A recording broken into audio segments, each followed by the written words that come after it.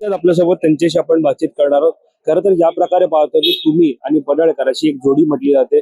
तर आता वरच्या परिषदेमधून पडळकर आता सभेत जाणार आहेत. मात्र आज पाहायला गेलं तर विशेष अधिवेशन बोलवलंय, पहिला दिवस आहे. विरोधकांनी शपथ घेतलेली नाहीये, त्यांनी बहिष्कार टाकला. मला वाटतं की शपथ घेऊन त्यांनी महाराष्ट्राच्या प्रश्नावरती विरोधकांनी कामाला लागलं पाहिजे. परंतु विरोधकांना महाराष्ट्राचं काही पडलेलं नाहीये. महाराष्ट्रामध्ये अनेक प्रश्न आहेत, शेतकऱ्यांचे आहेत, शेतमजुरांचे प्रश्न आहेत. यावर त्यांना काम करायचं नाही. फक्त स्टंट करण्यामध्येच ते मुश्किल आहेत, हे आता स्पष्ट झालेलं आहे. निश्चितच स्टंट करण्यामध्ये मुश्किल आहे. म्हणजे नेमकं आपण काय म्हणू इच्छितात? कारण शपथ घेत नाहीये, कामकाज कसं चालणार आहे? अवघ्या काही दिवसांवरती हिवाळी अधिवेशन सुद्धा आलंय.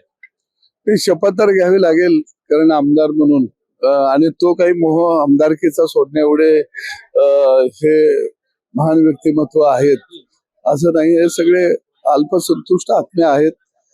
त्यांना सत्ता मिळाली नाही, त्यामुळं हे दुखी आत्मे काही दिवस फिरतील, भटकतील आणि नंतर उद्या तर शपथ घेतीलच. भटकती आत्मा असा तुम्ही त्यांना टोला लगावतात. मात्र कुठेतरी आता जर त्यांनी शपथ घेतली नाही, कामकाज एकंदरीत होणार नाहीये. मात्र विरोधी पक्षनेता नसल्यामुळे विरोधकांना योग्य न्याय मिळेल का सत्ताधाऱ्यांकडून?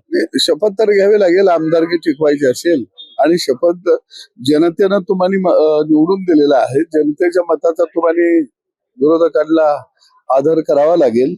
आणि आदर करायचा नसेल तर जागा खाली कराव्या लागतील. जनता ठरवेल मग कुणाला पाठवायचं. एक प्रश्न होता, जोडूनच होता त्याला, की विरोधकांना सभागृहामध्ये योग्य न्याय मिळेल का? कारण विरोधी पक्षनेता नसणार आहे विरोधकांचा आवाज उठवण्यासाठी. अजिबात आवाज दाबला जाणार नाही.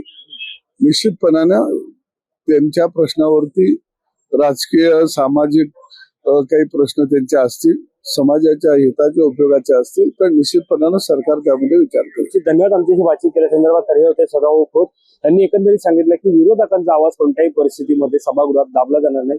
योग्य न्याय जो तो विरोधकांना दिला जाईल. कॅमेरा पर्सन अवधेश कोरीसह मी वैभव पाटील, मुंबई.